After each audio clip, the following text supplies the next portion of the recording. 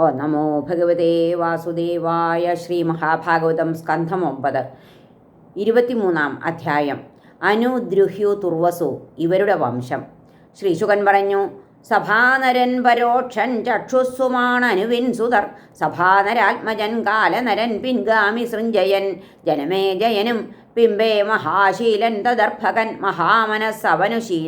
അവനുശീനരൻ Thampi തിദിക്ഷുവും, ഉശീനരന്നു ശിബിയും വനനും ശമിദക്ഷനും, ശിബിക്കു വൃഷദർഭൻ കൈകയൻ മദ്രൻ സുവീരനും, 4 പേരുണ്ടവർ തിദിക്ഷുവിന്നേകൻ രുഷദ്രഥൻ, തദ്വംശം Heyman വഴിക്കു സുതപസ്സൊടുവിൽ ബലി, അങ്കൻ വങ്കൻ കലിംഗൻ സുഹ്മനും പുണ്ഡ്രനുമാന്ധ്രനും, ബലിതൻ ഭഗ്നിയിൽ ദീർഘതമസ്സിൻ പുത്രരായ നൃപ, കിഴക്കു തീർത്താരാളും സ്വന്തം പേരിൽ പുരങ്ങളെ, അങ്കന്നു ഘനപാനൻ തൽപുത്രൻ ദിവിരഥൻ, ക്രമാലുണ്ടായി ചിത്രരഥൻ, പിന്നെ പ്രശസ്തൻ രോമപാദനും, തോഴൻ ദശരഥൻ നൽകിയവന്നു മകൾ ശാന്തയെ, ഗർഭം ധരിക്കാൻ സാധ്വി വരിച്ചാൾ ഋഷ്യശൃംഗനെ, മാൻപെറ്റുണ്ടായോനവനെ മഴ പെയ്യാത്ത ഭൂമിയിൽ, കൊട്ടാര സ്ത്രീകളെത്തിച്ചു ഭാവഹാവാദി ചേഷ്ടയാൽ, രോമപാദൻ അവൻ പുത്രകാമേഷ്ടി വഴി നൽകിനാൻ പുത്രനെ, കൈവന്നു ദശരഥനും 4 സന്തതി, ചതുരംഗൻ രോമപാതി തദീയൻ മൃദുലാക്ഷനും,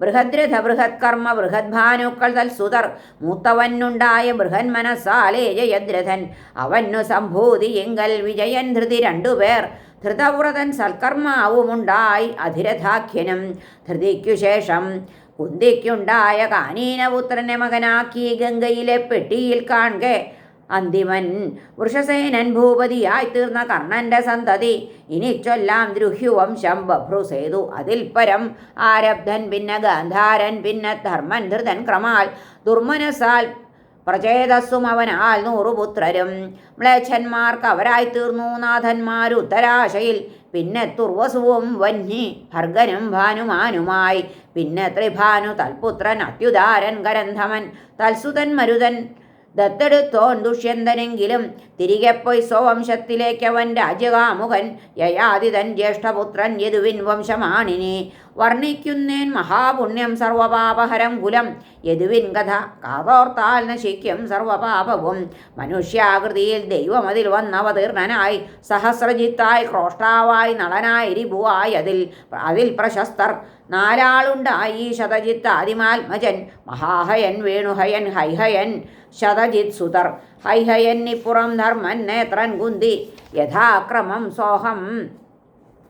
സോഹം ജിത്തും മഹിഷ്മാനും ഭദ്രസേനകനും, ക്രമാൽ അവനാൽ ദുർമദൻ പിന്നെ ധനകൻ, കൃതവീര്യനും കൃതാഗ്നി കൃതവർമാവും കൃതൗജസ്സും തദർഭകർ, കൃതവീര്യസുതൻ സപ്തദ്വീപം വാണവൻ അർജുനൻ, ദത്താത്രേയ ആശ്രിതനായാൾ അഷ്ടൈശ്വര്യം വരിച്ചവൻ, യജ്ഞം ദാനം തപം യോഗം ശാസ്ത്രം വീര്യം ജയാദിയും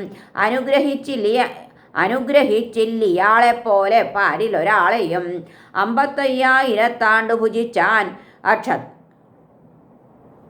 അക്ഷതേന്ദ്രിയൻ, വിത്താദിഭോഗങ്ങൾ എന്തും അവ്യാഹതബലൻ നൃപൻ, ഹരിസ്മൃതി വെടിഞ്ഞില്ല ഭരണത്തിനിടയ്ക്കവൻ ഹരേ, 1000 മക്കൾ പോരാടി ശേഷിച്ചവർ ജയധ്വജൻ, ശൂരസേനൻ വൃഷഭനും മധു ഊർജിതൻ 5 പേർ, ജയധ്വജാത്മജൻ താലജംഘൻ തൻ 100 പുത്രരെ നശിപ്പിച്ചാൻ ഔർവമുനി തേജസ്സാൽ സകരാഭിധൻ, ജ്യേഷ്ഠനാം വീതിഹോത്രന്റെ പുത്രൻ മധു, തദർഭകർ 100 ആൾ, അതിൽ ജ്യേഷ്ഠനല്ലോ വൃഷ്ണി, തദ്വംശജാതരേ യാദവൻ മാഗധൻ വൃഷ്ണി വിളിപ്പൂ 3 പേരിലും, യദുവിൻ മകനാം ക്രോഷ്ടാവിനാൽ വൃജിനവാൻ, ക്രമാൽ ശ്വാഹിക്കുണ്ടായി രുഷേകൻ മകൻ ചിത്രരഥാഖ്യനും, പിന്നെ വന്നു മഹാഭോഗൻ മഹായോഗി മഹാശയൻ, 14 മഹാരത്നം ധരിച്ച ശതബിന്ദുവും,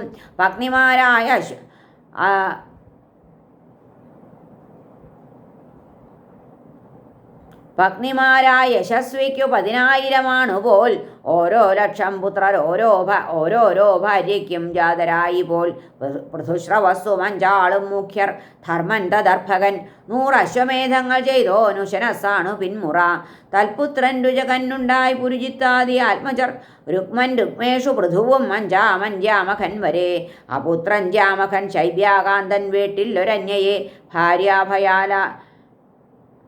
ഭാര്യാഭയാൽ ആ ഭോഗേച്ചു ഹരിച്ചു ശത്രുപുത്രിയെ. ശൈബ്യ തേരിലിരിപ്പോളെ കണ്ടു കോപിച്ചു ചൊല്ലിനാൾ, ആരെ പിടിച്ചിരുത്തി നീ എൻ്റെ പീഠത്തിൽ വഞ്ചക? ചൊന്നാൻ നൃപൻ, സ്നുഷ ഇവൾ. ശൈബ്യ പൊട്ടിച്ചിരിച്ചുപോയി, എനിക്കോ സ്നുഷയോ വന്ധ്യയല്ലി ഞാൻ അസപത്നിയും. നിന്നിൽ ജനിക്കുന്നവൻ ഈ പെണ്ണു യോജിക്കുമെന്നവൻ അനുഗ്രഹിച്ചാരവനെ വിശ്വേദേവർ പിതൃക്കളും. ശൈബ്യ ഗർഭിണിയായി പെറ്റാൾ മനോഹരനൊരുണ്ണിയെ, വേൾക്കയും ചെയ്തു യുവാവായി ആ വിദർഭൻ കുമാരിയെ. ഹരേ നമ. ശ്രീകൃഷ്ണാർപ്പണമസ്തു. സർവത്ര ഗോവിന്ദനാമ സങ്കീർത്തനം. ഗോവിന്ദ ഗോവിന്ദ. ഹരേ നാരായണ.